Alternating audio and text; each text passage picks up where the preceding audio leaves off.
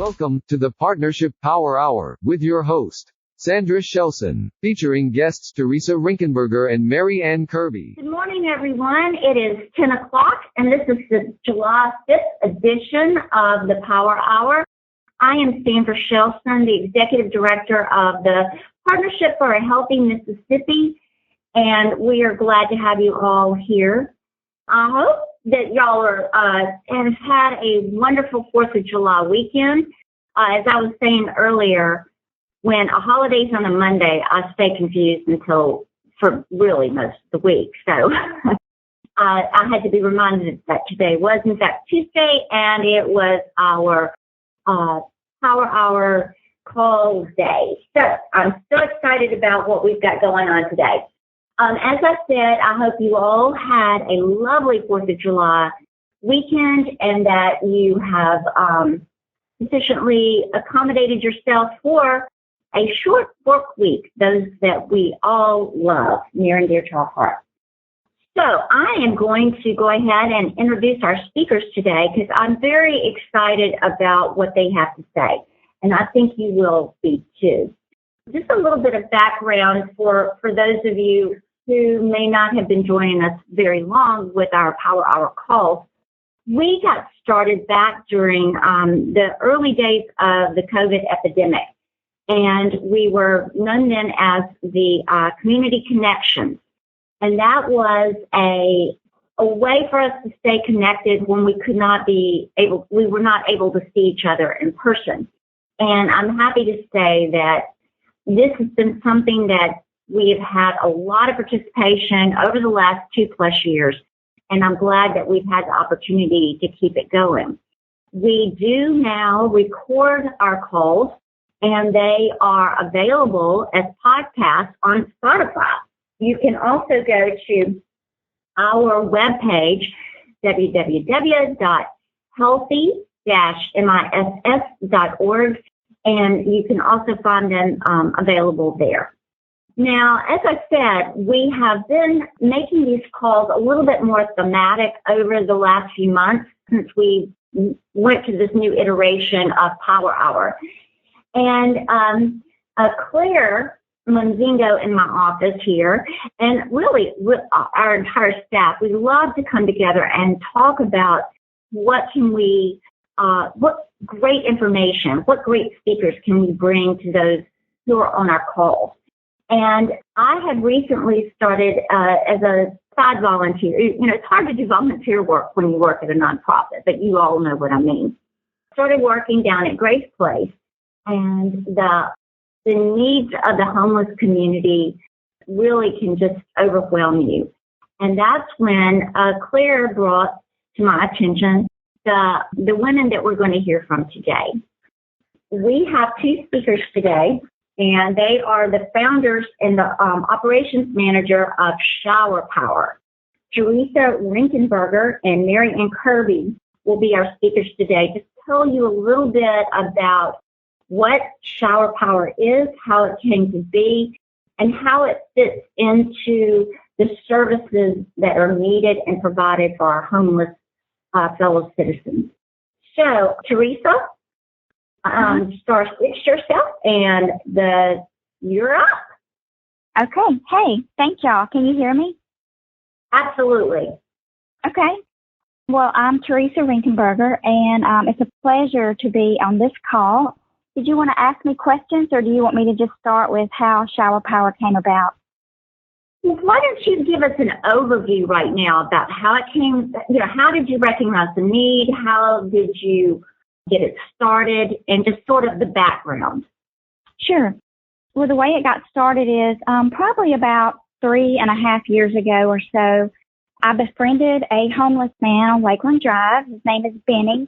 After probably about a year's worth of friendship and just talking to him, I realized that Benny had not had a shower in quite some time. So, the question came, where do you shower? And he told me in the sink at the gas station. So from that moment on, I knew that I had to do something to help Benny. And as outrageous as it sounds, the shower truck was created for him, just one person. So anyway, on my way home that day, I thought of how I could do this for him. And I thought if someone can put a shower in a camper, then someone can put a shower in a box truck. So I came home and got on Craigslist and found 12 box trucks. You know, I tell this story, Marianne and I, God has had his hand on this ministry from way before day one. I mean, he's had this planned out. He has guided us through every step of the way. And to make it quick, when I called about these box trucks, there was 12 of them that I found. And the one that I chose was number 12. It was the last one. And the reason was because of the response I got from the guy that was selling it. He was real interested in what we were going to do. No one else was. They all asked me, "What are you doing?" And when I would tell them, it would either get awkwardly silent or they had no interest. And so we hung up. Number 12 was the biggest truck and the most expensive truck, both of which I didn't need. But because of his interest, I was pulled toward him. Anyway, I went and looked the next day and bought it the next. And the other thing that was just so amazing is I didn't know who was going to finish the truck out. I just knew I had this idea and I was going to figure it out. Well, he could finish it out because he owned a body shop and he knew how to do it. So he offered for us to hire him to do the build out on the truck, which was, amazing. So then I'm a realtor by trade right now, and one of my clients is an architect. So I called him to ask him if he could help draw it out, and he did. J.H.&H architect firm. They drew it out, donated all of their time, and the truck ended up being so big that it could hold 2 showers. Well, I only needed 1, but it somehow got drawn out to have 2, so we just went with it. Well, the whole time, God knew that Benny wasn't going to take a shower. He decided he didn't want to after we did all this. So we decided to take it into downtown Jackson, and that's what we did. And it has become the biggest blessing in our lives, one of, and just something that honestly inspires us every day and mostly every single Friday. But that is how it got started, with a friendship that I made with a homeless man on Lakeland that I sat with probably once a week to every 2 weeks and ate lunch with. I sat on the ground. He sat on his upside down bucket. And we talked and really created a friendship. And that's how it came about. Oh, that's wonderful. That is you can never underestimate the power of reaching a hand out to just one person. And look what happened. Well, let me ask you a question about Benny. Yes. Where is Benny now? He's in the same location. I still go and see Benny. I actually saw him last Friday. I went and he hangs out at the gas station some. And anyway, I went and talked to him for about 10 minutes. He's doing great. So still, he's still taking his bird bath. He has gotten a water hose since. And he said he's, using that some, but he's doing really good. And we're still friends, and I still take him and stuff. And, we communicate all the time and sit and talk. He's doing probably exactly the same. Very happy, very content. Well, let me ask you a question, Teresa. You obviously have a servant's heart, but, so many people are uncomfortable with the homeless and they look the other way. What prompted you to reach out to Benny, just out of curiosity? Well, me and my kids, it was a very cold winter. I don't 3.5 or 4 years ago. Anyway, we went to Walmart and got a bunch of warm items and bagged them up, and we just headed out to hand them out to homeless people. And Benny was the first person I saw, and we talked for 20 seconds. I bet it was so cold outside. And about 6 months later, I was driving past where I saw him, and I saw him sitting on an upside down bucket. Okay, well. I guess probably things happen in your childhood maybe that create something that you really don't realize is happening in your adult life. but it really stems from something that happened in your childhood. I wasn't homeless. I was almost, I mean, if people hadn't been generous to let me and my mama live with them, I would have been, but they were. So we never had to live in her car or outside. We were very fortunate that she knew people that would let us stay with them until she could get on her feet. But maybe that's what triggered it. You know, I don't know. My mama was a very serving, loving, kind. I don't know. I'm hoping I inherited most of it, but I do think a lot of it probably came from a few things that probably happened, you know, in my childhood. And I'm real thankful. You know, it was a tough time. It was you know, I always say I thank God I didn't realize what was happening when it was happening, because I didn't. Yeah. But now I do, and I'm so thankful that he brought us through this and landed us where we are and gave us the heart that we have. And I try to always remember and keep in the front of my head that I probably shouldn't have turned out quite like I did. Not that I'm great or anything, but my life probably should have taken a different turn, and it didn't.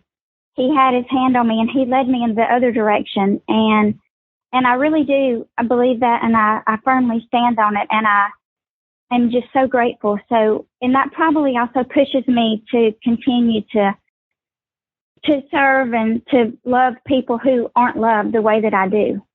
You know, I'm the one that when I would get on the school bus, they would say, my last name was Bird, and they would say, why didn't you fly to school? And are you expecting a flood? Because my jeans were always too short. Because I didn't have any, you know, they were too short. But, right. I don't know, you know, and I laughed about it then, but, you know, things like that stick with you. Oh, yeah. Yeah. So, you know, I don't know, but I'm very grateful that it was put in me. I say the Holy Spirit spoke to me the day I was sitting there with Benny. It came upon me like the wind blew. It just came on me to ask him, where do you get clean? And I was with him about a year before I even asked him that question. It didn't occur to me. So many things through this ministry, I've gone, gosh, that never occurred to me. You know, yeah. And I try to be intentional and pay attention, but sometimes you don't. But anyway, I'm thankful it did that day. Had no idea it was going to turn into all this, and I'm very thankful it did and would do it 10 times over again. Well, before we got started this morning, I was talking to Teresa and Mary Ann and found out that they have been friends for over 25 years. Why don't you talk a little bit about how you brought Mary Ann aboard, or you know, Mary Ann, your role in this wonderful shower power concept? Yeah, it's okay. I'm going to let her tell it. She tells the story so great, so I'm going to let her tell how she came on board. Of course, absolutely. Yeah. Mary Ann? Okay, so one day I was sitting on my sofa, and I work from home, and so my office is usually my lap, where I have my laptop, an iPad, and my cell phone. And so one day I was taking a break, and I was scrolling through Facebook, and I stumbled upon a rendering of a box truck with shower on it, and it was blue and pink and cute, and I was like, what in the world is that? Now, I had been in advisory board member for the Salvation Army for over a decade at that point, so I've been in this sort of, quote, rescue space for a very long time. But when I looked at that truck, I was immediately intrigued. So I clicked on it, and within just a couple of seconds figured out that Teresa Rinkenberger was somehow involved.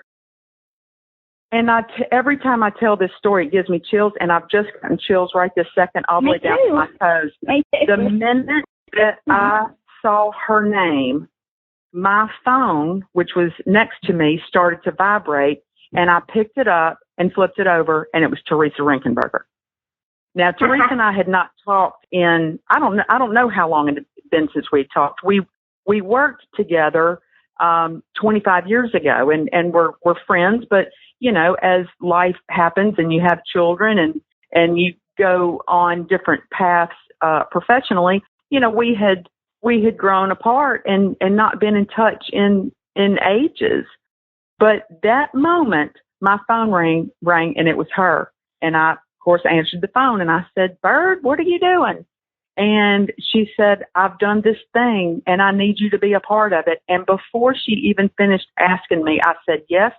I knew exactly what she was calling for because I was looking at it on my iPad as we spoke. And again, that's just God orchestrating this great and wonderful master plan, and we're just being obedient, by following it. Teresa and I both come from broken homes. We both have a lot of darkness in our past, and I think it led us to have the kind of compassion that we have, because it could have, in any of those people out there that we serve, could have easily been either one of us. There were times when we were both on paths that just should not have led to anything even remotely productive. And yet, somehow we've managed to scratch out decent lives and figured out a way to tap into this overlooked and underserved market that we have. So that's how my involvement came to be. And now, 2.5 years later, Shower Power will be 3 years old at the end of November. So 2.5 years later, we're best friends, and she's the sister that I never had. And, it's just such an incredible pleasure to be on this journey with her. That is just an incredible story. I mean, it really is. You're right. I mean, it's one of those things where it's almost hard to believe that everything lined up that way. So you're right. It was the will of the Lord that you guys provide this. Mm-hmm. Okay, so a couple of questions before we move to the expansion of Shower Power, which I'm excited to hear a little bit more about. But so, how did you find your clients and your the people who came to your shower?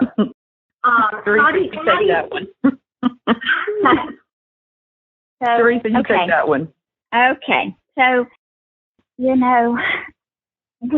had to go look for them, honestly, and one of our the very first day, I know that I felt like nobody came to my birthday party. That's how I was so nervous that nobody was going to show up.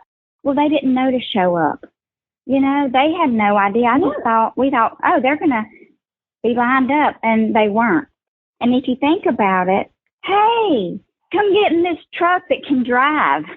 You want to take a shot? It sounds kind of freaky. It doesn't drive anymore, but nobody came. And one of our volunteers, Debbie, said, "I'm gonna go find some," and she did.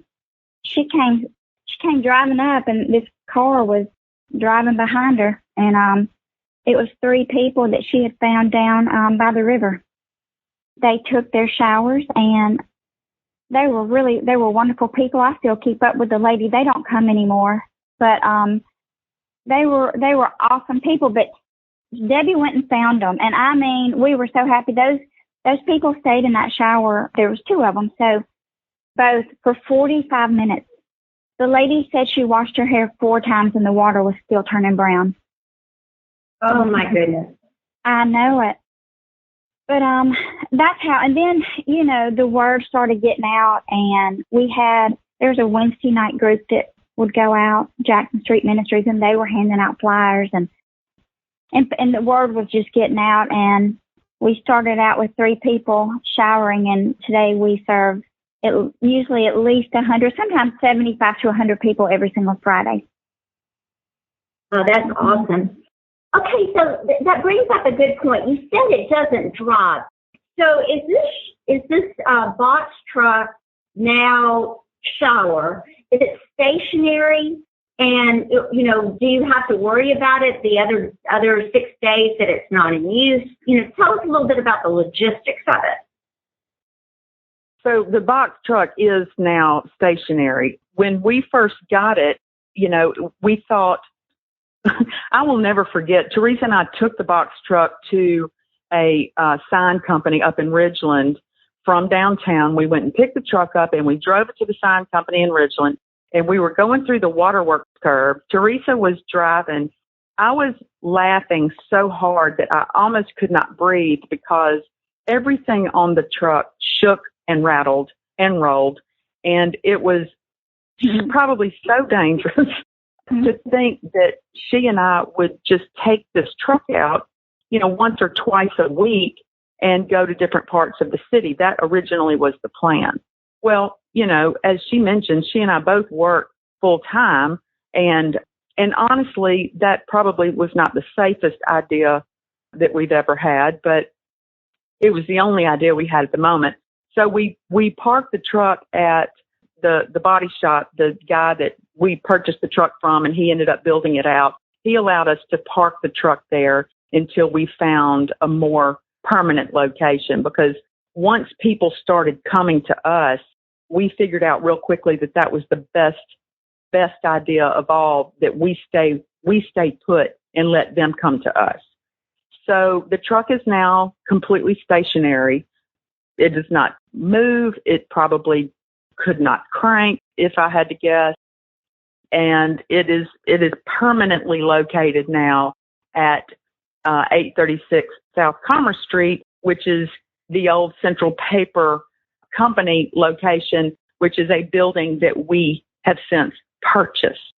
So now we have a command center, which is what we like to call it, and it was a huge warehouse space, and it had an adjoining office. Well, the office was just horrendous. We walked in and it was, you know, asbestos tile flooring, and the ceiling was rotten acoustic tile with insulation hanging down and dead raccoons, and, you know, just the worst thing worst thing you'd ever seen in your life.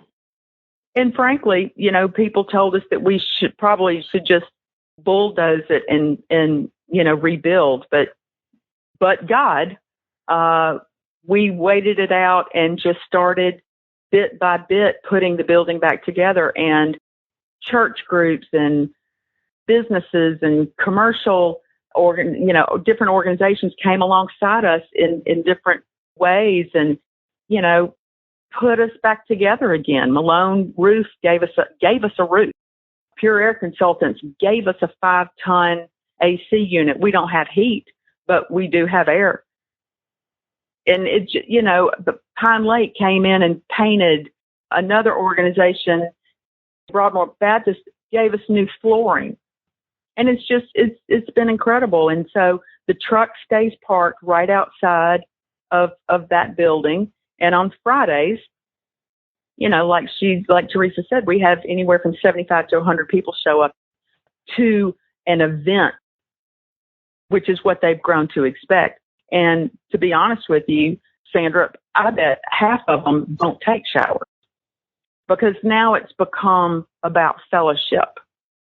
They come and they have a good lunch. They have coffee. I mean, our building manager gets there at 6 o'clock in the morning, and there are already people sitting there waiting. And so when you consider that some people are there from 6 a.m. until noon, they are choosing to come there, and they have other options. We are not the only game in town on Friday mornings, but I venture to say we're the most fun. We have birthday parties, and at Christmas we put up a Christmas tree and let everybody decorate the tree with shatterproof ornaments. We have a DJ come in. Jason Hairston comes in once a month, and I cannot even articulate to you how he changes the vibe of that day just with his music. And it is literally the best day of the week, hands down, bar none. Okay, so I got a few more practical questions. I'm envisioning now this big, formally running box truck, and you said it, probably wouldn't drive even if you wanted it to. So let's talk through the logistics of where does the water come from, and what about hot water and warmth? You talked about how cold it was in the beginning, when you met Benny. How do you get a hot shower? Is it hooked up to some kind of generator? It has a standard 40-gallon electric water heater on it. We feed the water from a regular garden hose from the building. So we've got a power outlet that the truck is plugged into to generate power to the water heater. And then we've got water coming that fills the water heater. The water is heated and it feeds these two showers. The two showers are completely separate. There is no commingling whatsoever. You cannot get from one shower to the other shower through the inside of the truck. So they're very secure and safe. And it should be more complicated than that, but it's not. It is a water heater and a hose. That's so cool.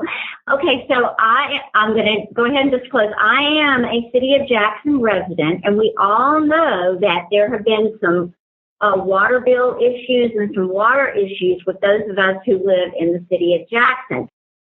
How do you have a relationship with the City of Jackson that helps with for the cost of the water? Kind of talk me through that. We have a great relationship with the city. It is an emerging relationship, I'll say. We are growing into it, and they are helping us in a couple of different ways. So, we're good on the water situation, and actually we've got a couple of other ideas that we're kicking around with city leaders regarding a bicycle program. For example, we just got 300 bicycles from a vacation rental company down around Watercolor in the Destin Santa Rosa area, Florida, and they were changing out their fleet of bicycles and gave us all of their old 300 of them. I think they've really got about close to 1,000. But the first 300 were being replaced, and they gave them to us. Teresa secured an 18-wheeler, and the 18-wheeler went down there a couple of weeks ago and picked them up. And so we're considering a potential partnership with the city regarding the distribution of bicycles. And so we're good. We're good with the city, and as more opportunities come up, we look forward to being able to utilize the footprint that they already have. Well, I got to say, is there anything you ladies can't do? I mean, really? The bicycle? This is awesome.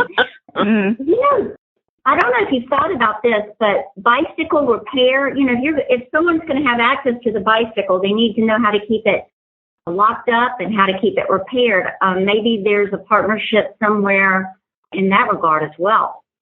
Mm-hmm. Yeah, we've already been approached by a couple of bicycle repair businesses, and then we've got a person, I should say, that is part of our team that will spearhead that whole bicycle repair portion of our business, which will, eventually be adopted. Obviously, it will have to be, but he'll service all of the bikes before they're distributed, and then Shower Power will become an outlet for bike repairs. And a portion of the money that we raise will go to purchase tubes and chains and bike locks and all that kind of stuff. So that just becomes a new part of our business model.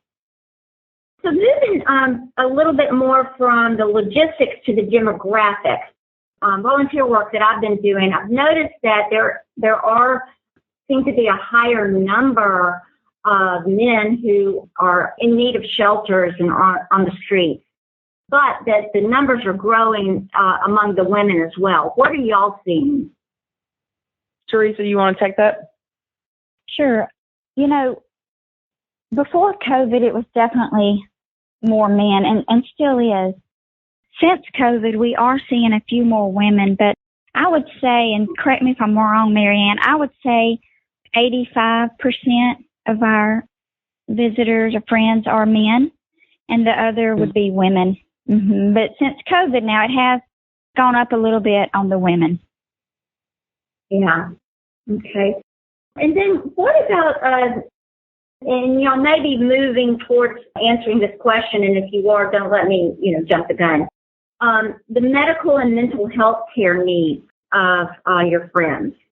The number of veterans, perhaps, some folks that may have a need of or potentially have access to services. How are you able to connect them to the services that are in fact available or needed outside of the shower?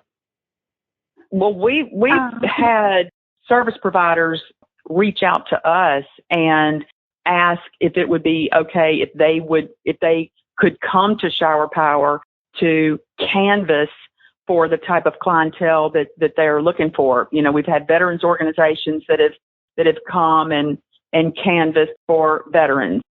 We have UMMC send some of their students to Shower Power every third Friday of the month, and they do routine screenings. And now the mental health support, that's tricky. And frankly, Teresa and I have both learned to look through the lens of addiction and mental health issues first. Because in 99% of the people that we serve, there is either an addiction or a mental health crisis or both, that is affecting, this person's daily life. And that's tricky. And it's hard to navigate, and there's not just a whole lot of options out there. And it's frustrating. There's such a lack of affordable housing, for example, and yet you've got people that clearly don't need to be living unsupervised on the street,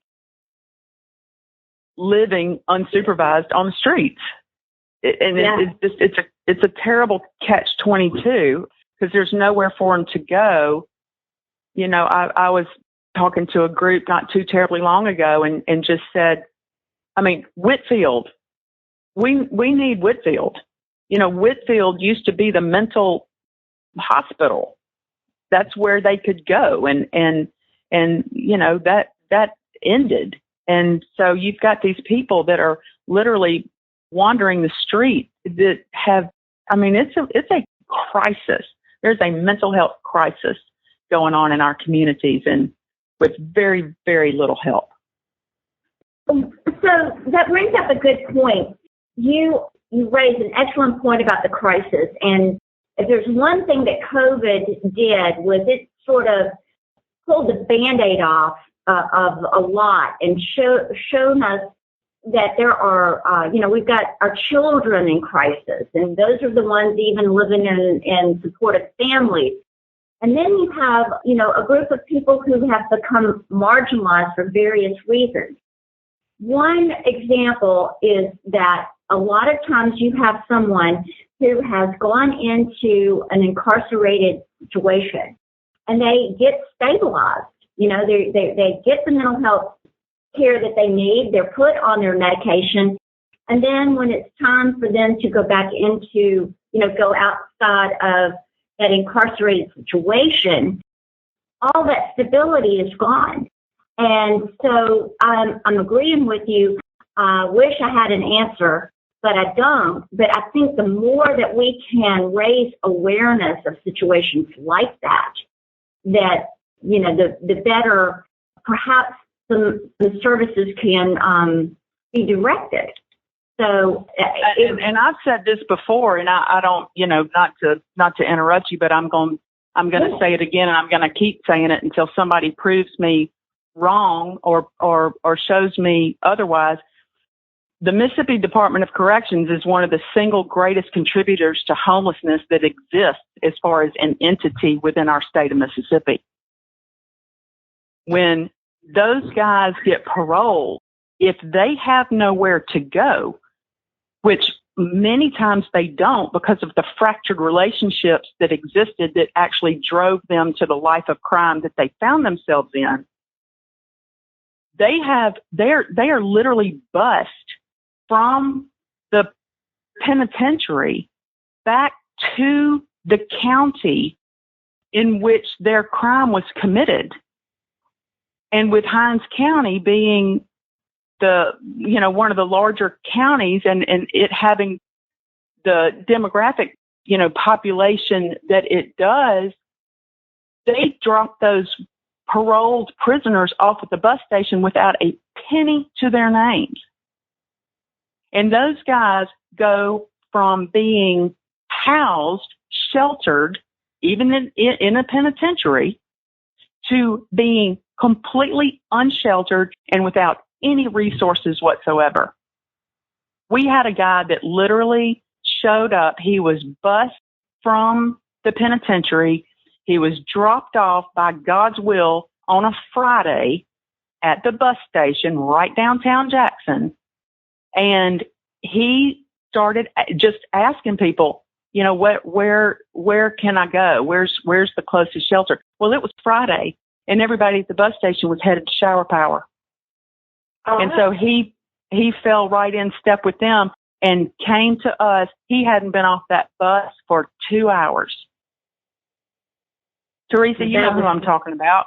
Mm-hmm. And there he was. He had just been released and had nowhere to go. Now, to me, and again, I don't know what the answer is either, but we create so many of our own problems, it seems. Yeah. I'm not smart enough to know what the answer is, but I can tell you I am smart enough to be able to identify what the problem is. Yeah. Well, I want to make sure that we have plenty of time for you to discuss the phase 2, your Project Hope. Why don't you tell us a little bit about this newest wonderful project that you've got going? Okay, Teresa. Okay. Well, Project Hope is a program where we take someone off the street. They are sponsored by someone that just decides that they want to, sponsor them. It's just an individual that'll usually come to Shower Power and just fall in love like most people do. And anyway, it provides housing, groceries every other week. The program is intended as a stepping stone to get them, to live back in society and to regain their purpose in life. We have been very successful. We have gotten 14 people off the street and in housing. Now, some of the people will always be under our care. They will not graduate out, most likely, but the majority of them will. And we have had success. One man, he was in the program for about right at a year, but he was reconnected with his family and in another state, and we just transported him there. Now he's living back with his family. It's extremely life-changing to live outside. One of our guys has lived outside for right at 40 years, and he's someone that will stay under our care probably for the rest of his life. But the fact that he had to learn how to live inside again. He had to learn so many things, to think that somebody doesn't know how to make coffee.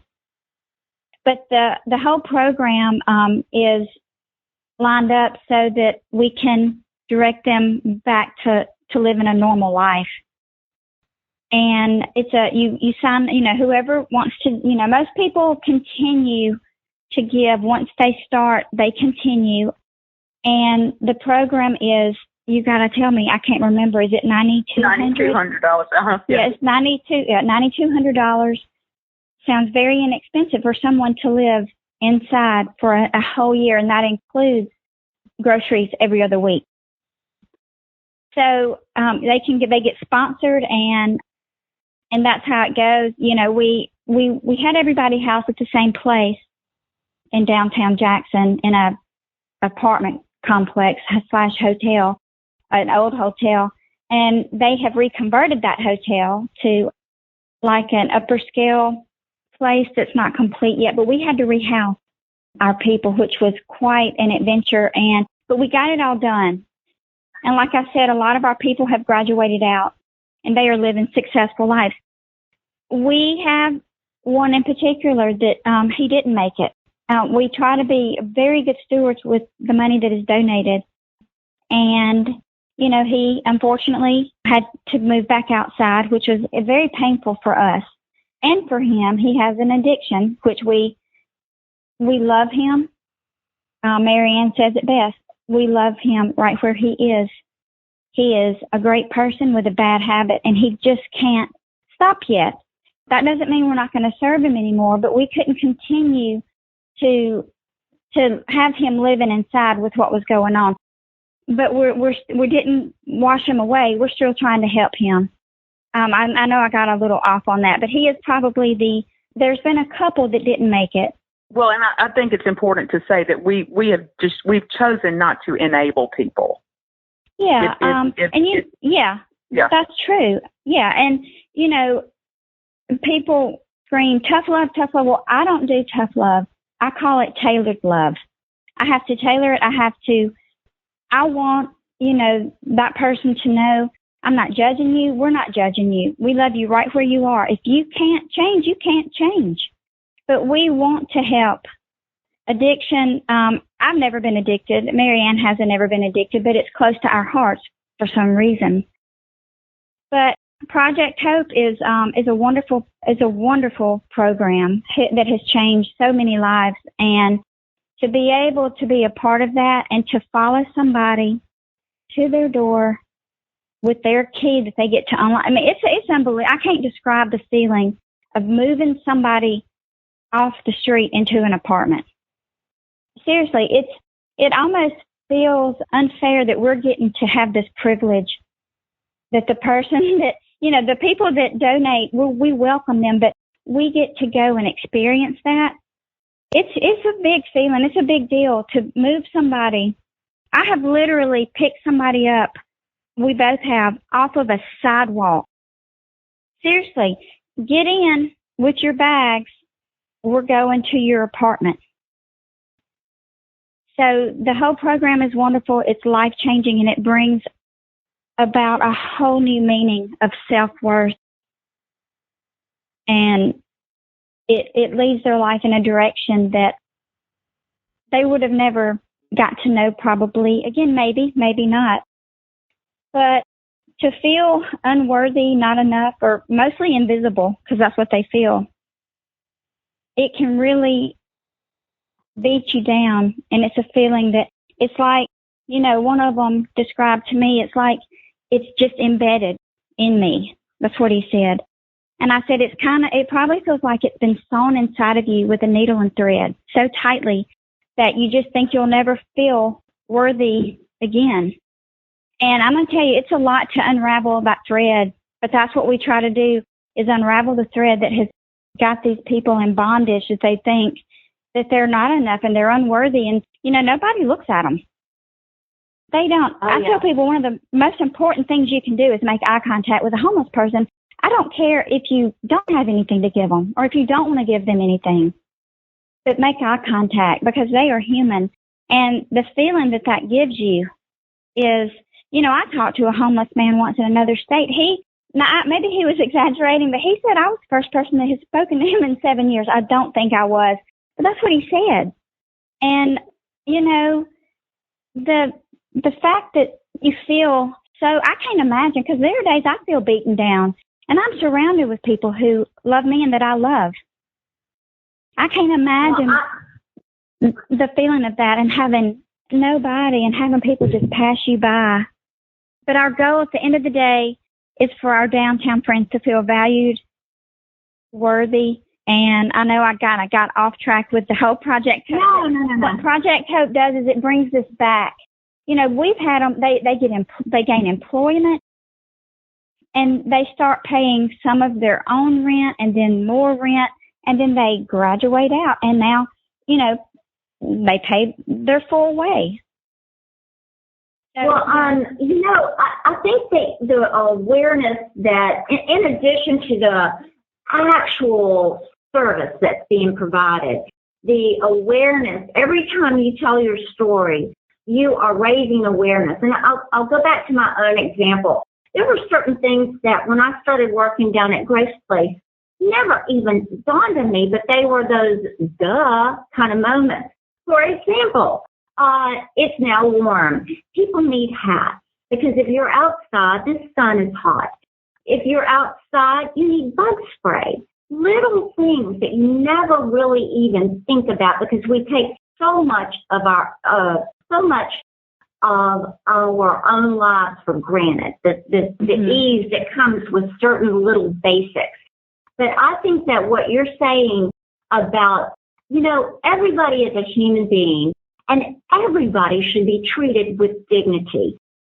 They make fun of me down when I go and work because I spend so much time trying to put great outfits together. And I know that may seem very trite, but you know, why should, you're lucky to just have anything. That's not dignity. You know, that's, if you've got that kind of attitude, I'm not even sure you're in the right place to be serving. But that's just my little aside. Anyway, no, we do that too. And I think this is the perfect time to say, you know, obviously, you know, we welcome, you know, gently worn clothes. We know that people clean out their closet between seasons, and spring cleaning projects are always popular, and we always get a huge influx of clothes. But please don't give us your shirts that have holes in them and are stained, right. Because if you won't wear them, then we're not going to ask our friends to wear them. That's right. And I can promise you, we will throw something in the garbage just as fast as we unpack it if it is not something that we can feel good about giving somebody. So you made our point for us very well. Well, I want to give everybody to see if there's any questions, and you started answering it. How can we help? You know, if you will provide us, you know, a website or a donation site, we will make sure everyone has access to it. But how can we help you? I know money is always accepted, but and you mentioned clothing or other things, but are there other? What about like soap and you know, personal care items? Well, so let me say we do have a website. It's showerpower.ms.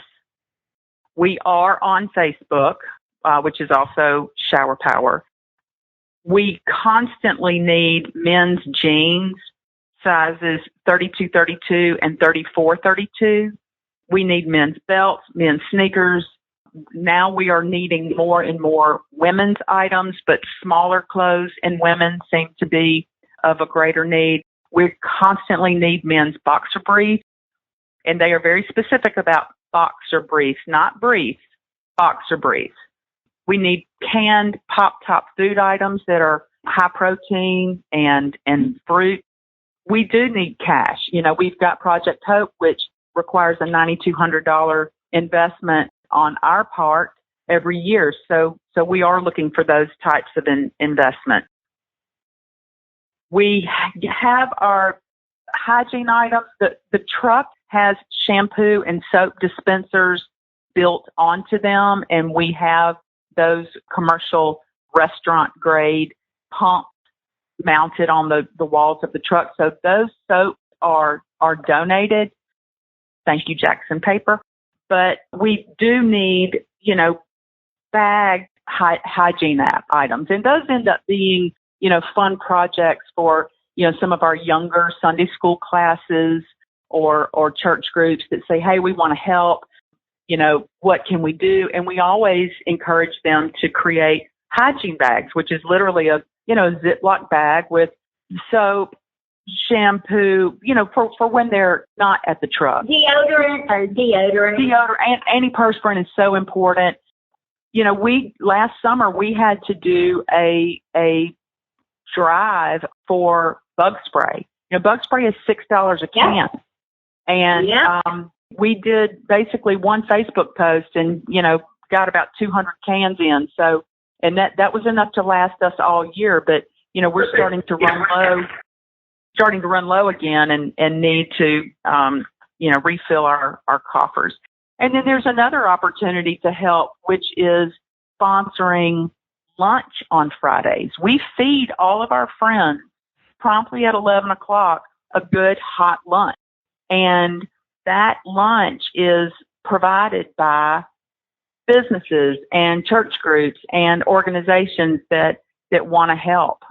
So that is an opportunity to serve, sponsor a lunch. I think we're currently booked up almost through the end of October, but the calendar continues to evolve. Praise God. So, we need to continue filling those slots. Well, ladies, I want to open it up and see if there are any of our listeners that have a specific question. If you have a question for our shower power dynamic duo, please star 6 yourself. Make sure that your own phone is unmuted and ask your question. Are there any questions? All right. Well, you ladies have done an amazing job. I mean, it's just been absolutely awesome. And I want to call right now and see if Sharon Nettles. Sharon, are you on the call? I am, Sandra. Good morning. Yay! Yay! How are you? Happy 4th. I am wonderful, and the presentation was so awesome, but I'll close us out. But I do want to, our extension minute for today, I'm going to turn it over to Edna Ball. She works in the office with me in Yazoo County. She is the Mississippi State University Extension Agent Community Wellness Planner for the Office of Nutrition Education. So, Edna, the time is yours. Please star 6 yourself and come on and tell us about your awesome program. Okay, thank you, Sharon. My name is Edna Ball. I'm a MSU Extension Agent and known as a Community Wellness Planner. We call ourselves CWP. And as a CWP, I educate youth and adults in nutrition and health promotion. My target audience is families of limited resources. My program is funded through the Supplemental Nutrition Assistance Program known as SNAP-Ed in efforts to help families and individuals to improve their nutritional well-being. Our programs are science-based research educational programs such as Happy, Healthy Schools, where we go in and we encourage the cafeterias. We work with them to encourage children to make healthy choices. We implement school gardens to teach where our foods come from and to encourage families to grow food at home. We also provide education in schools through our Show Me Nutrition curriculum. This is a 6-week lesson series where we actually go in and teach our children about the 5 food groups and how to be physically active for overall good health. We also have cooking classes for adults called Cooking Matters for Adults, where this is a 6-week lesson series also. And we have cooking classes for our youth, which are coming up next week, and Sharon will be my co-teacher. Well, we'll actually have the children to come in, and they'll have hands-on experiences preparing meals and snacks for themselves. And we do lots of healthy food demonstrations throughout our community.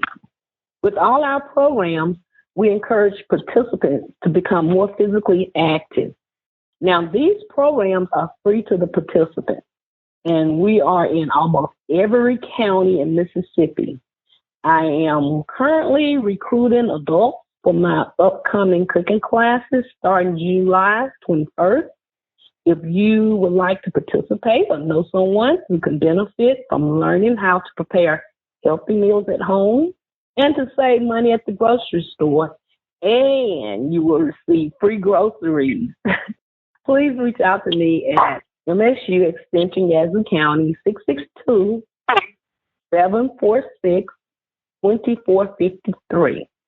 And thank you for allowing me this time to share about our resources as a collective effort in helping to move our community forward in Mississippi in a healthy way. Anybody have any questions? Thanks, Edna, and thanks, Sharon, as always. You're welcome. All right. Well, that has been. Oh, go ahead. I just wanted to, with Teresa and Mary, do you have a contact number, or if somebody wanted to get in touch with you directly, could they reach you, or do they just need to reach out to the website that you gave or email address? Definitely through the email or Facebook Messenger, either one. Okay. We will respond directly. And could you give us that email address again and that website again? Website is www.showerpower.ms. Okay. Awesome. But as I said, awesome information. I thank you for your passion. I thank you how, as you said in your story, how God just aligned everything. Although you met Benny first to do a service for him, it took it a whole nother direction. So I think that is so awesome how one person trying to do something for one person could change a community. So I applaud you. I am grateful to hear this presentation. And it's just amazing. I love how you talked about, like, you love to meet people where they are because everybody is so different. Everybody has come from a different background. They have so many different issues and concerns.